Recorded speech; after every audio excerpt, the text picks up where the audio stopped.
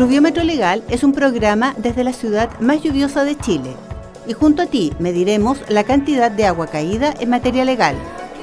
Es un programa para la comunidad regional y nacional y es presentado por la Facultad de Ciencias Jurídicas y Sociales de la Universidad Austral de Chile. Pluviómetro Legal es conducido por los académicos Alberto Codú y María Elisa Morales.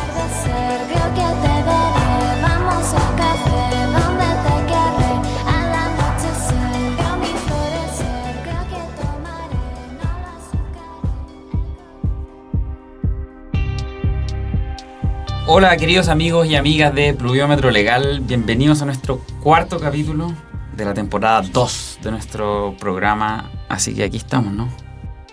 Así es, Alberto, para hablar en detalle de esta ley estamos hoy con la abogada Jessica Lavé, profesora de Derecho Colectivo del Trabajo de nuestra facultad y que trabajó desde el año 2009 al 2019 en la Dirección del Trabajo. Actualmente dedicada al libre ejercicio de la profesión en materias laborales y algo muy importante, egresada de Derecho UACH, Alumni UACH. Bienvenida, Jessica. Hola, ¿qué tal? Buenos días, buenas tardes, lo que sea. Buenos días, buenas tardes. Dependiendo de la hora. Sí, dependiendo de la hora que lo escuchen. Bienvenida, Jessica. Oye, Jessica, partamos haciendo una suerte de recuento para entender un poco el origen de esta ley. Yo tengo entendido que si uno hace una línea de tiempo, las primeras intentos de modificar el Código del Trabajo en materia de acoso sexual fueron a principios de los 90, de hecho, que era el gobierno de Elwin. Se empezó a tramitar la primera modificación que el 2005 llega al código y me imagino con la que tú en tu ejercicio de la profesión como que te has encontrado además con una serie de aplicaciones y después en el año 2012 se incorpora esta idea que ya venía como tratada en la jurisprudencia del acoso laboral del llamado mobbing, o acoso moral también se llama. Acoso moral, exactamente. Acoso moral, y llegamos a esta ley Karin y uno como que se pierde un poco, pero bueno, si ya estaba en el código, ¿qué Claro. cambia? Pero ¿cuál es el origen de esta ley Karin? A ver, bueno, como ya señalaste, tiene el origen de la ley tiene este caso bien famoso, controversial que pasó con esta niña que se suicidó producto de situaciones de acoso laboral. Y como bien señala, hay distintas normativas que han regulado tanto el acoso sexual, el acoso laboral, la tutela de derechos fundamentales, que es no menor, porque aquí voy a hacer el link respecto de eso, desde ya a mediados de los 90. Ya. Pero en el 2005 se dicta la ley de acoso sexual, que es la que básicamente obliga a todos los empleadores, sea sector público o privado, a tener en su reglamento interno procedimiento de investigación y sanción respecto a situaciones de acoso sexual. ¿Ya? Y también nos da una noción de lo que se va a entender por acoso sexual y en definitiva cuáles serán las competencias de la Dirección del Trabajo en la materia, y también introduce el acoso sexual como una causal de despido en el caso de que sea el trabajador quien haya incurrido en alguna de las conductas de acoso sexual, ¿ya? Luego, si seguimos una línea temporal, tenemos el año 2008, con la reforma laboral, tenemos el procedimiento de tutela de derechos fundamentales. ¿Y por qué digo que es importante?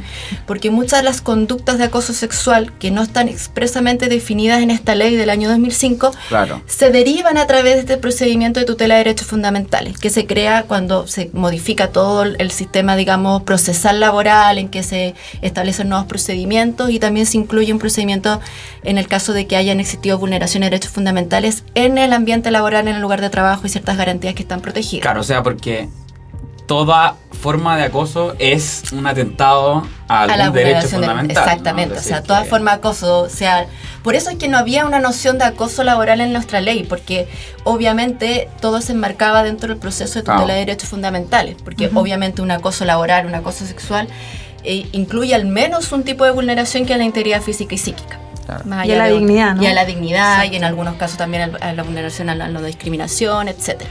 Claro. Entonces, este procedimiento que se crea es un cambio radical en el tratamiento de este tipo de infracciones, por decirlo de alguna manera, porque antes no existía, no así la jurisprudencia de la Dirección del Trabajo desde el año 90 en adelante, comenzó a hablarse mucho del moving, tomando obviamente estos conceptos doctrinarios extranjeros, y sí había bastante jurisprudencia en lo que es la dirección del trabajo, pero no existía un procedimiento que laboral, digamos, que tutelara efectivamente los derechos fundamentales de los trabajadores dentro del ambiente laboral.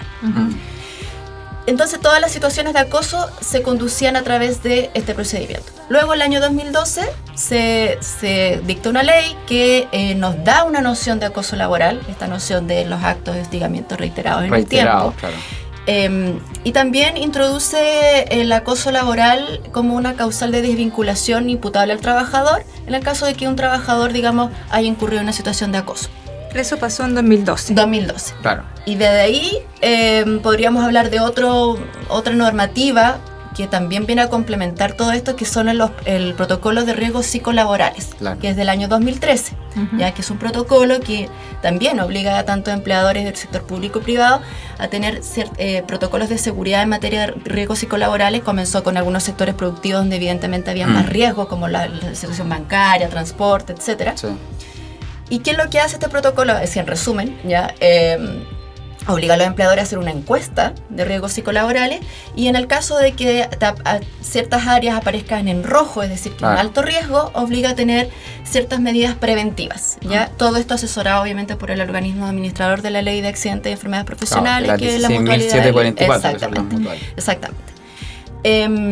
Y eso como que viene a complementar un poco el tema del acoso laboral, porque obviamente dentro de estos resultados de estas encuestas no solamente está el tema del estrés laboral como una patología psicolaboral, sino que también situaciones de acoso, la doble presencialidad, etcétera. ¿Ya?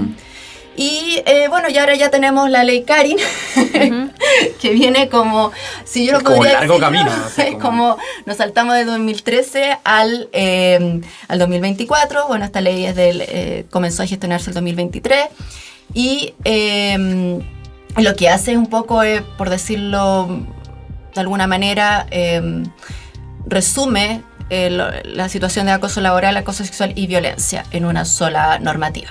Ajá. Ya que hablaste de encuestas, una reciente encuesta de Vertical Hunter reveló que 7 de cada 10 trabajadores ha sufrido o declara haber sufrido alguna especie de acoso laboral.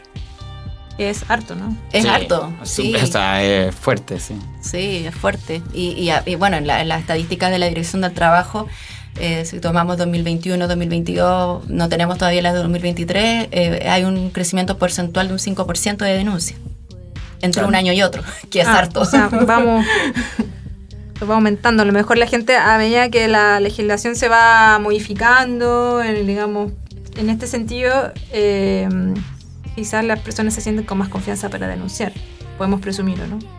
Sí, también yo creo que los sistemas de trabajo actual, un poco, esto post pandemia también, sí, pues, claro, yo creo que también hay un índice ahí que digamos que no está midiendo enteramente la realidad, ya, porque estamos hablando de post pandemia, que mucha gente estuvo con teletrabajo, que se reencontró con sus colegas, claro. Entonces pueden haber ahí alguna también otras formas de acoso, ¿no? Exactamente. Acoso y violencia digital. Exactamente. También está bien claro. expandido. Los WhatsApp, etcétera.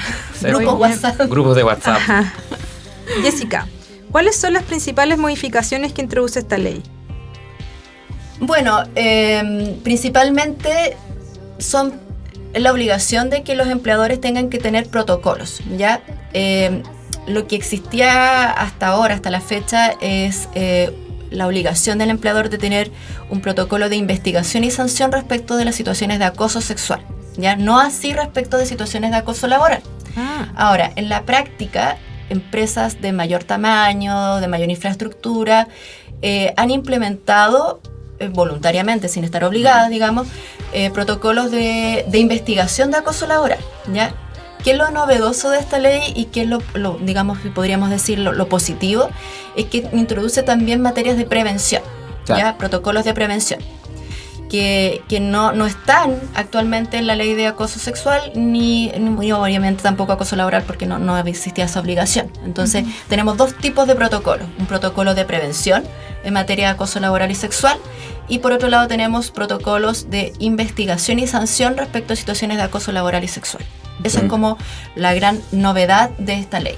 Ok. Claro. O sea, lo que ya existía respecto de acoso sexual se mejora un poco, o se aclara un poco para el empleador cuáles son sus obligaciones, y se incorpora esta idea del acoso, o sea, de las obligaciones procedimentales en materia de acoso laboral. Exactamente, sí. Ya, perfecto. Sí. Y bueno, y respecto de los protocolos propiamente tal, bueno, está esta idea de la prevención que va a tener que ser también con asesoramiento por parte de los organismos administradores de la ley. Y también respecto de la investigación, que también va a existir a futuro, porque todavía no está, un reglamento del Ministerio del Trabajo que va como a ordenar, digamos, cómo se deben hacer la investigación. Ok. Claro, o sea, como los principios básicos que permitan a la víctima denunciar con cierta garantía, etcétera. Exacto. Ya, perfecto. Sí. Va a entender. Oye, ¿y cómo se vincula la ley Carin con este convenio de la Organización Internacional del Trabajo, el 190? Porque, claro, esta ley es una suerte de bajada o de implementación a nivel interno de la obligación internacional del Estado de Chile en esta materia.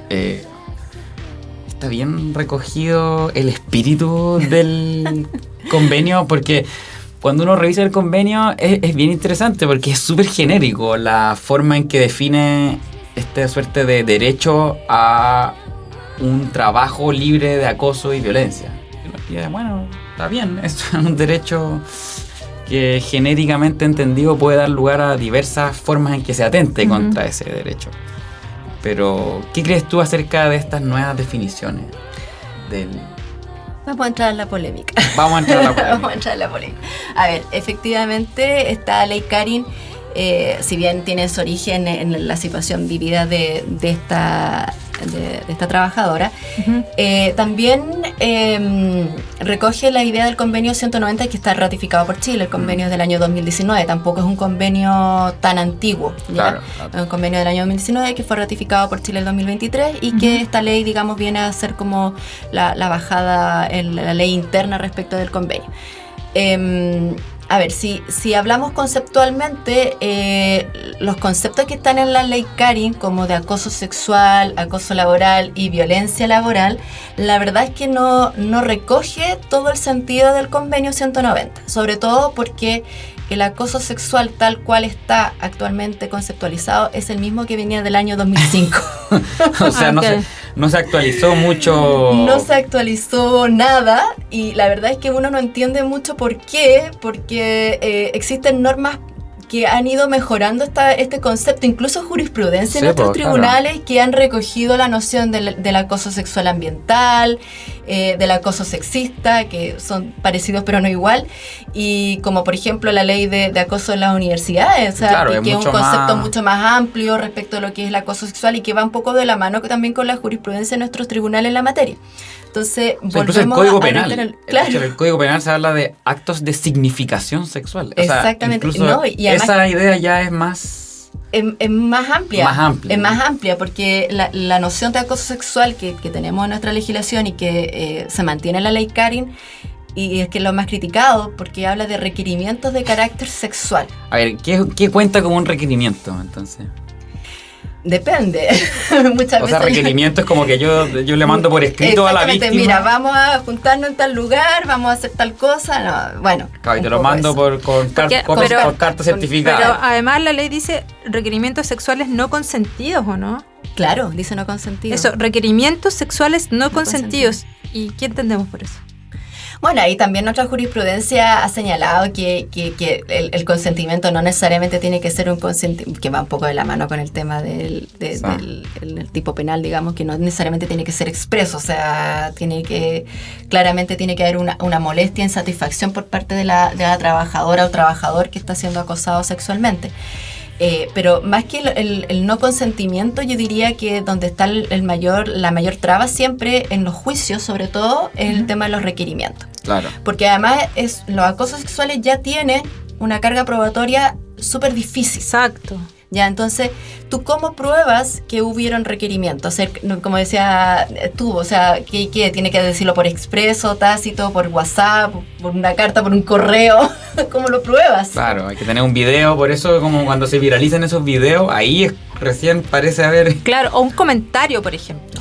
Un comentario incómodo. Claro, es que eso ya estamos en el ámbito de la más que del acoso sexual ambiental, los comentarios, las bromas, los memes por los WhatsApp que de repente son de los grupos de trabajo, etcétera. O otras situaciones que suelen ocurrir, por ejemplo, estas miradas incómodas hacia cómo tú estás vestida o vestido, que eso también puede resultar profundamente incómodo y es una forma de sexualizar a la persona también. Exacto. Pero no es requerimiento. Claro. No es requerimiento. O sea, yo lo que espero es que, como tampoco hubo modificación en el concepto, espero que los tribunales sigan manteniendo este avance. Y bueno, y lo que sí, en el mismo artículo 2 que se modifica también a propósito de este convenio 190, incorpora que la perspectiva de género. Entonces, explícitamente es una novedad y que yo espero que a la luz de ese principio, más que la definición exacta que da de acoso sexual, los tribunales puedan seguir considerando el acoso sexual ambiental, el acoso sexista, etcétera. Claro, porque además si el convenio 190 es ley de la República, en la medida que es un tratado incorporado al derecho interno, bueno, también uno puede decir... Su aplicación, digamos, indirecta. Sí, o sea, es bien interesante. Y entonces ya, acoso sexual, ya vamos con los problemas. ¿Y qué pasa con el acoso laboral? Ya, este también es un problema... más que también yo creo que va a producir problemas a la hora de resolver este tipo de cosas, ¿ya? Porque la noción de acoso laboral actualmente tiene como determinante la reiteración en el tiempo de ciertas conductas. Ajá. ¿Y por qué razón? Porque muchas veces las situaciones de acoso no son tan claras o explícitas, sino que pueden ser actitudes muy lícitas, muy legales, muy sutiles, pero que el conjunto de ellas... Claro. convierten a esa reiteración de acciones en un acoso laboral. Claro, no es como un día mi jefe me miró feo. No, eso no. No es acoso laboral. No necesariamente, pero si un día me miró feo, al otro día me llamó la atención en público, otro día me quitó el saludo y así sucesivamente yo puedo configurar una situación de acoso laboral. Y ¿qué es lo que trae la ley Karin? Bueno, nos agrega que no solamente estos actos pueden ser reiterados, sino que también pueden ser por una sola vez. Una conducta aislada puede ser considerada acoso.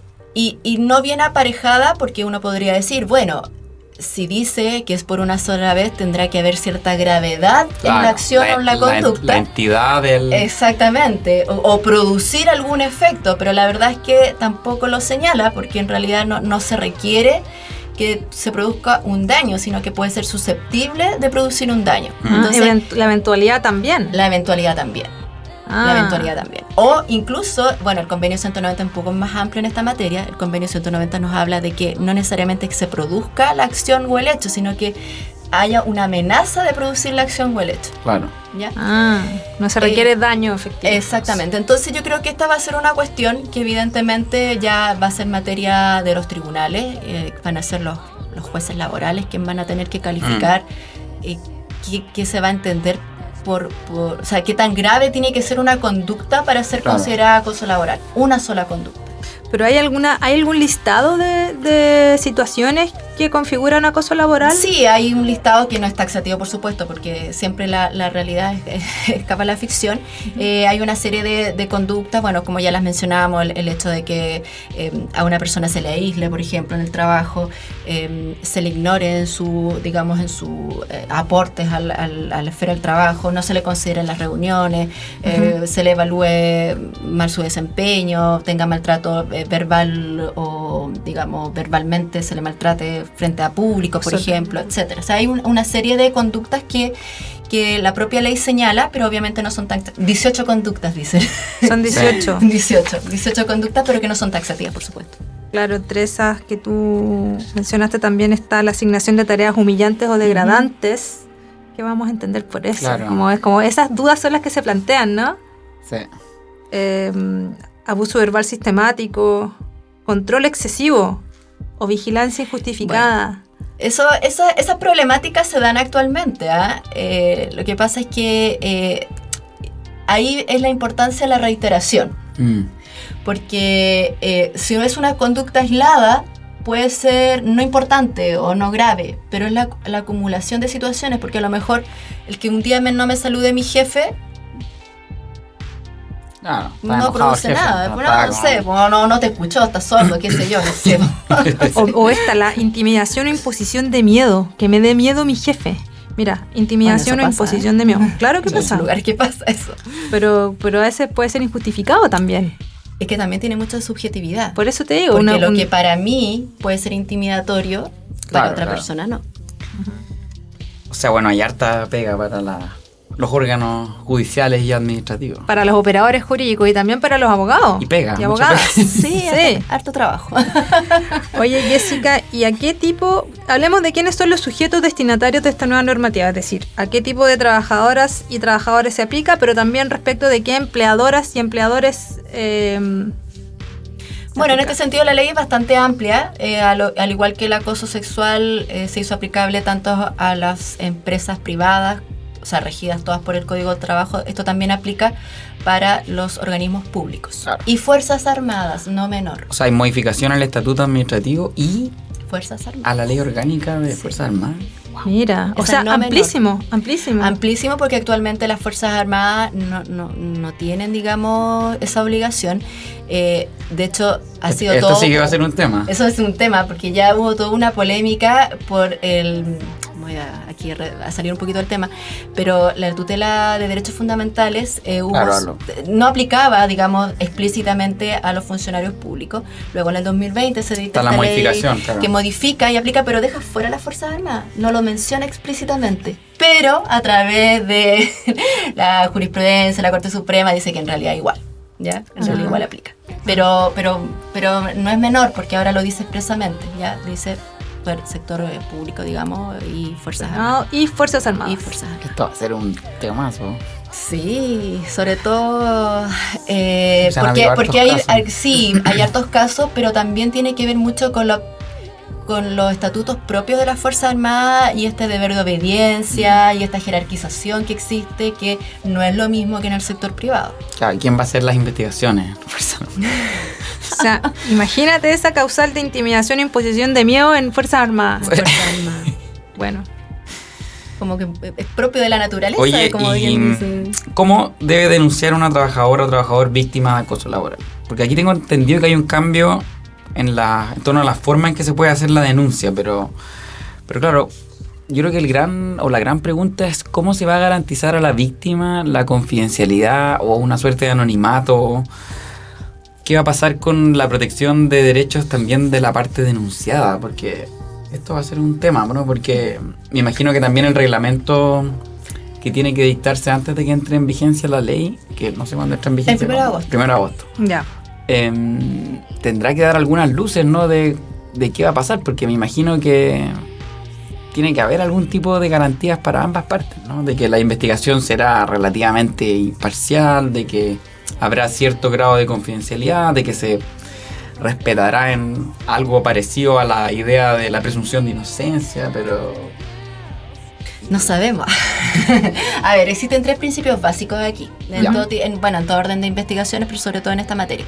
Celeridad, porque estamos viendo que se tratan de situaciones obviamente graves, urgentes, que las investigaciones no pueden durar 2 años, 3 años ni 4 años. Aunque en el sector público actualmente... ¿Y los sumarios cuántos? Los sumarios en promedio 2 años. Con la cantidad de recursos que hay también. Sí. En promedio 2 años, más o menos. Depende del servicio, no quiero generalizar, pero mi experiencia en algunas situaciones que he visto, 2 años. Celeridad, imparcialidad, ¿ya? De quien investiga, quien realiza el procedimiento, y también confidencialidad, ya que no es lo mismo que anonimato, ¿ya? Claro. Porque este tipo de denuncias no pueden ser anónimas. Claro, no pueden ser anónimas. Pero hay canales, pero las empresas grandes tienen canales de denuncia anónimos. ¿no? O sea, como que Sí, pero la verdad es que... en verdad hay una protección de la identidad, claro. Exactamente. No es lo mismo. No es lo mismo porque, a ver, incluso en las denuncias que se hacen ante la Dirección del Trabajo actualmente, ya no creo que vaya a cambiar, pero todas las denuncias de este tipo de vulneración de derechos fundamentales, acoso laboral y acoso sexual, no pueden ser anónimas porque hay una víctima que requiere, digamos, que se investigue lo que a ella o a él le sucede.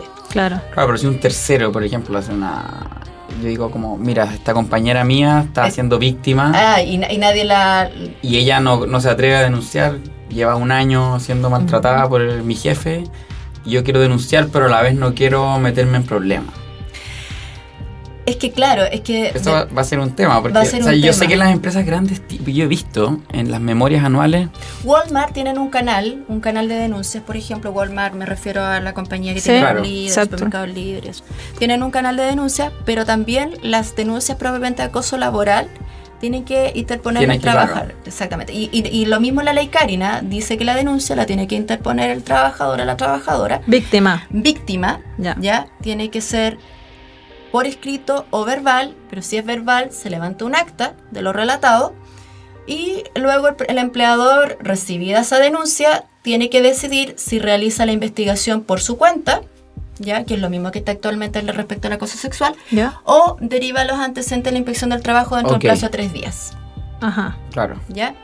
Entonces, si el empleador realiza la investigación, tiene que hacerlo de conformidad a las reglas y plazos que establece su propio protocolo, ¿ya? Y obviamente tiene que velar porque el procedimiento sea confidencial. ¿Y a qué me refiero con confidencial? Se refiere a que no todo la empresa tiene que saber lo que está pasando, claro. ¿ya? Ni todo lo que se divulgue en el procedimiento lo tienen que saber todos los trabajadores. En estos casos, sobre todo en materia de acoso sexual, hay situaciones bien sensibles, claro. ¿ya? Muchas cosas demasiado íntimas. Entonces, cuando yo revisaba los expedientes de acoso sexual, hay cosas, detalles y cosas que obviamente nadie quiere saber ni necesita saber. Claro. ¿Ya? Entonces, y sobre todo la víctima, que no quiere que la víctima no quiere que se sepa. No se quiere que se sepa. Entonces, a eso se refiere la confidencialidad, a que en el proceso, en el procedimiento propiamente tal, no todo el mundo se tiene que enterar de los hechos, ¿ya? Más allá de que obviamente en todo proceso de investigación van a haber entrevistas, etcétera. ¿Y qué pasa con las personas que dan esa entrevista? Por ejemplo, los compañeros o las compañeras de trabajo que aportan información respecto del hecho de acoso laboral o sexual. ¿Están protegidas de alguna manera? Bueno, yo creo que se va a ampliar también el concepto de garantía de indemnidad. Sí, pues, o sea, de hecho, ya en la práctica los tribunales amplían el concepto de garantía de indemnidad, no solamente circunscritos a aquel trabajador que denuncia o participa de una fiscalización de la Dirección del Trabajo, sino que lo amplía un poco más a, por ejemplo, cuando es testigo de un trabajador, no sé, en un procedimiento de investigación por enfermedad profesional, que es muy parecido a esto, no es lo mismo, pero es parecido.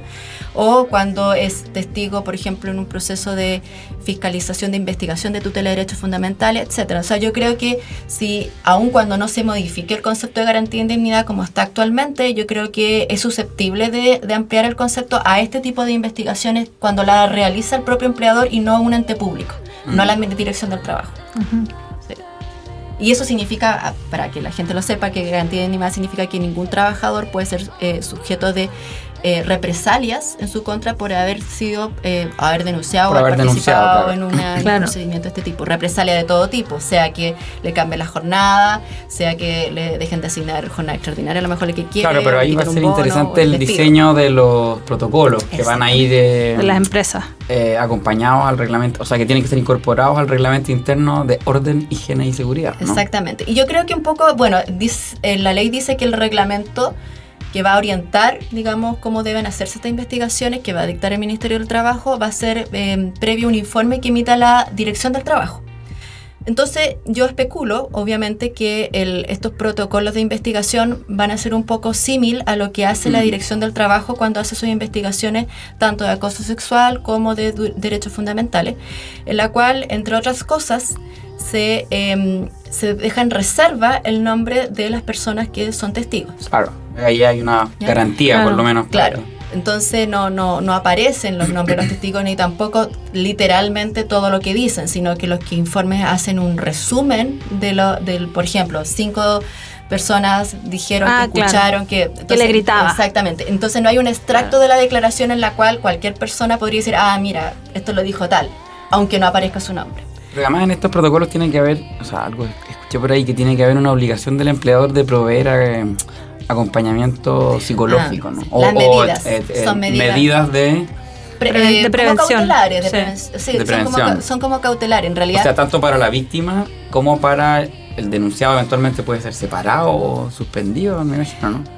Actualmente... Ahí sí que se van a enterar todos. Sí, ahí sí se van a enterar todos. Actualmente el acoso sexual también existe eso. O sea, frente a una denuncia de acoso sexual, si el empleador es quien decide hacer la investigación, tiene que tomar medidas de resguardo mientras se sustente la investigación. Claro, ¿Cómo se hace medidas eso? de resguardo. Claro, medidas de resguardo. ¿Qué significa? Que tiene que alejar, entre comillas, a las dos partes, ¿ya? Lamentablemente, casi siempre es la víctima la que sale. Claro, no es al revés. No es el victimario o el acusado, ¿ya? Generalmente a quien la mandan para la casa de la mujer, a quien le dan permiso con goce remuneración a la mujer, a quien le cambia la jornada a la mujer. Claro, y se maquilla con una licencia, seguramente. O una licencia, o andate a tu casa. Se maquilla, claro, como está enferma. Pero claro, resulta muy evidente. Sí. Pero ahora hay perspectiva de género, quizás las cosas cambian, Quizás ¿no? cambien, pero como digo, mi experiencia es que generalmente las medidas de resguardo nunca son en beneficio de la víctima, sino que a quien se le castiga es a la víctima. Que no es al acusado a quien lo separan de su lugar de trabajo. Qué heavy, sí. Bueno, entre otras medidas esas, viene la separación de las personas, los involucrados. Viene algo súper novedoso, que es el acompañamiento psicológico, que era lo que tú te referías.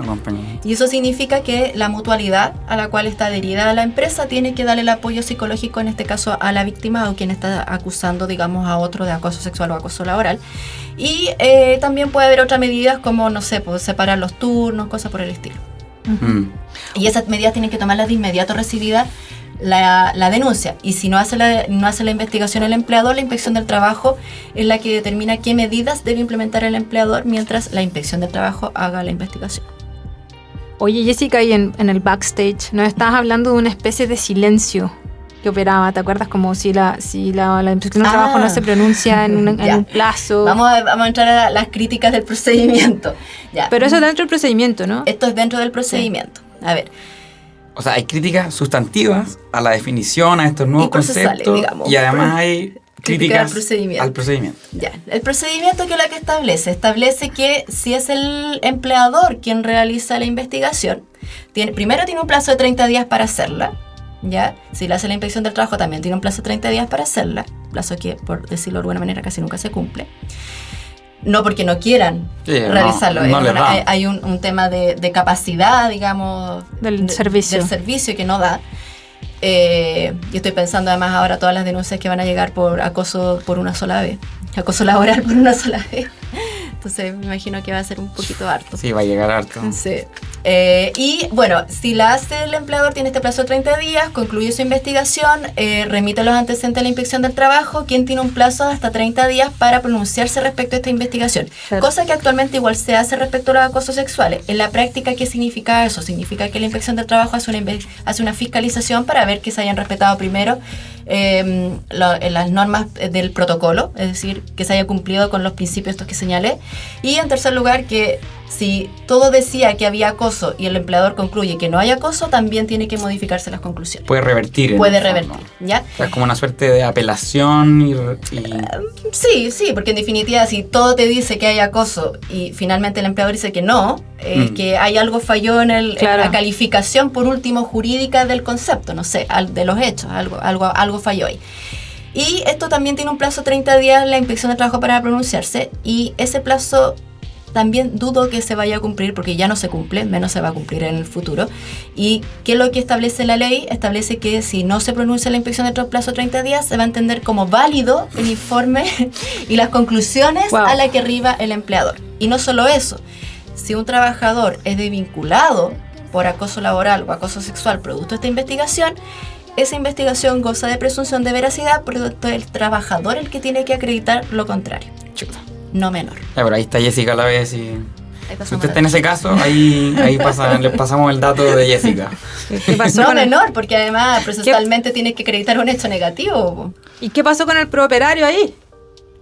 Es que claro, el prooperario en este caso estamos hablando de un trabajador que supuestamente... Y el principio de inocencia. Exactamente. ¿Qué pasa con el principio de inocencia? Bueno, ahí hay una tensión entre los principios de inocencia y prooperario. Sí.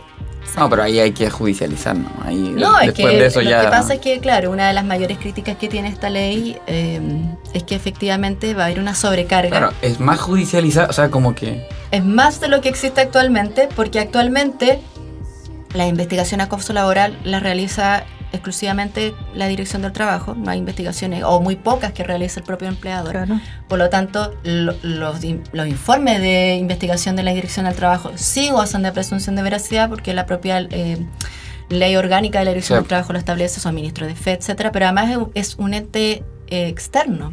Ujú. Entonces, imparcial, Claro. completamente. Y además es un organismo técnico que tiene las competencias Claro, y la expertise para investigar situaciones de este Para tipo. saber La distinguir presunción los casos tiene serios sentido. de los casos que Tiene no... sentido la presunción ahí. Exactamente. La presunción de veracidad del informe. Entonces, un trabajador que se le aplica actualmente un despido por acoso sexual o acoso laboral basado en un informe de la Inspección del Trabajo, lamentablemente yo tengo que decirle, ese trabajador tiene poco que hacer. Claro.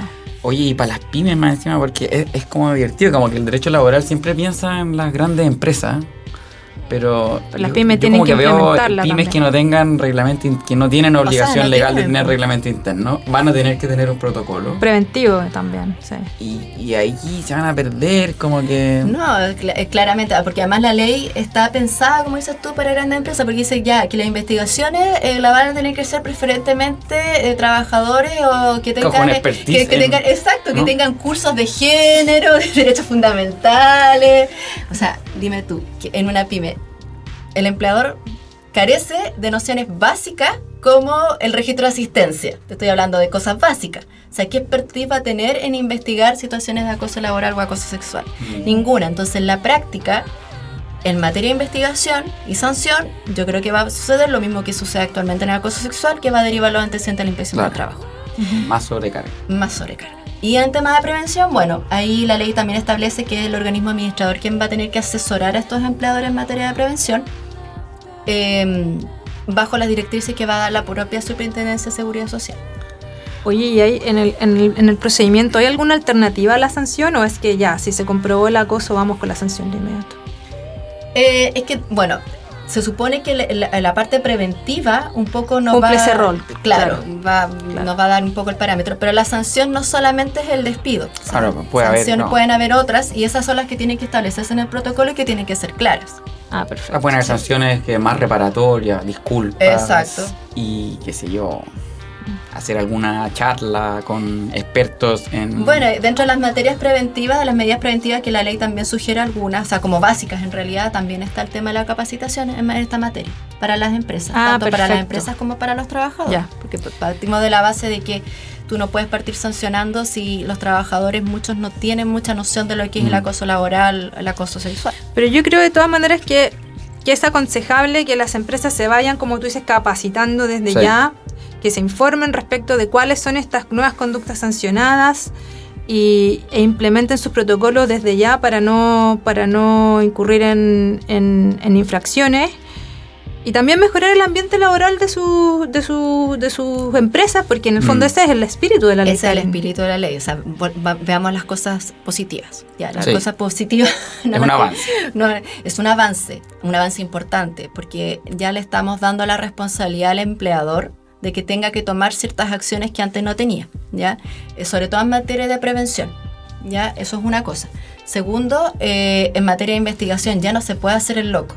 ¿Qué es lo que sucede actualmente? Que un trabajador va y dice, mira, ¿sabes qué? Porque el acoso laboral no siempre es vertical. La mayoría de Sí, las pues, veces es entre horizontal, trabajadores. entre trabajadores, entre pares. Uno tiene la noción de que es el jefe el malo, el que maltrata, el dueño de la empresa, y no.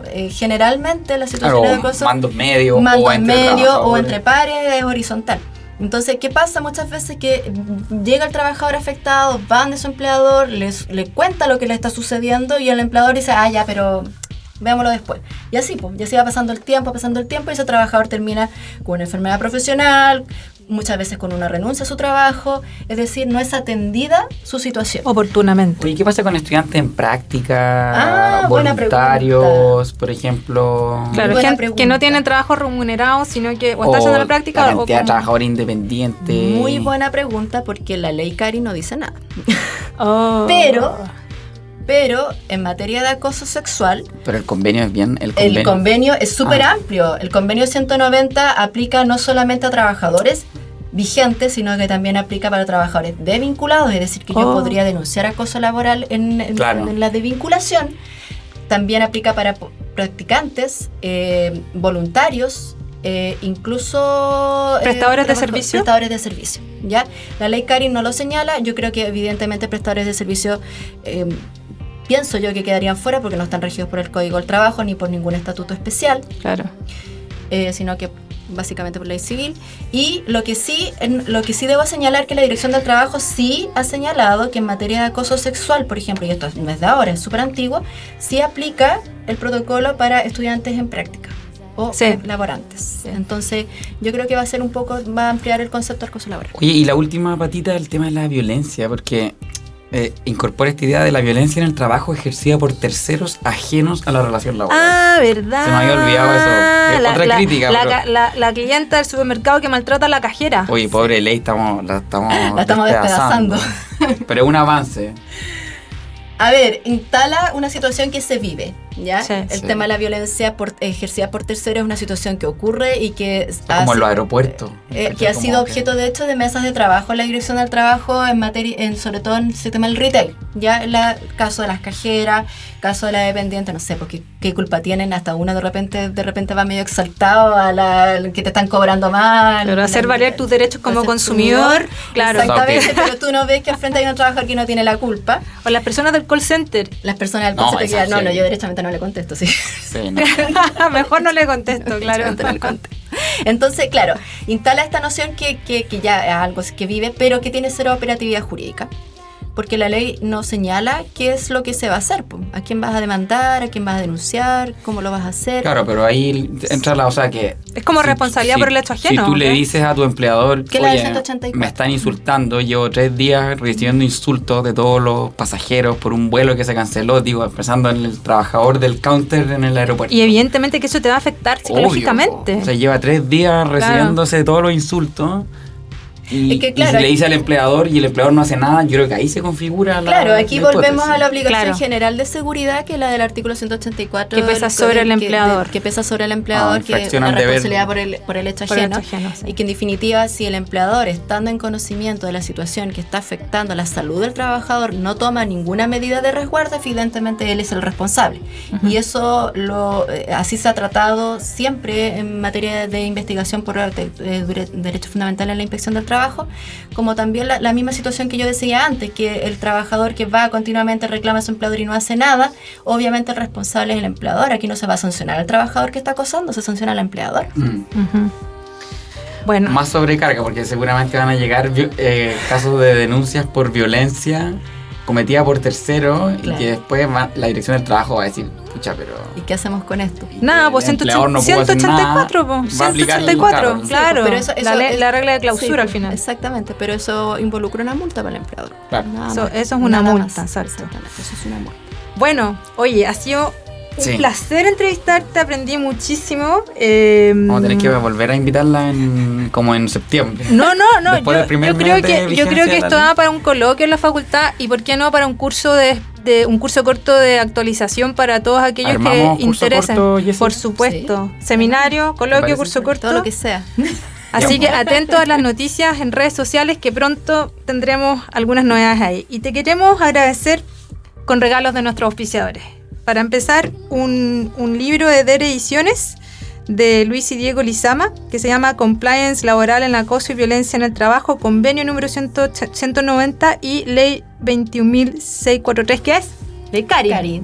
Así que Muchas con gracias. mucho cariño para ti. Y además tenemos otro regalito, gentileza de nuestro auspiciador Matt Charles, cervecería valdiviana. Tenemos 4 cervecitas, Irish Red Ale, Mazapan Imperial Stout, que es una cerveza negra exquisita, una Hazy IPA y una Blonde Ale para Jessica, así que muy ricas. harto regalito. Las he probado. Sí, son muy Sí, bueno.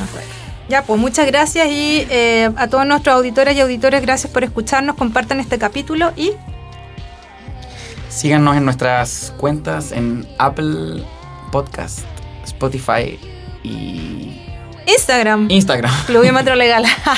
Bueno, nos vemos y nos escuchamos en nuestro siguiente capítulo. Dale. Chau, chau. Chau.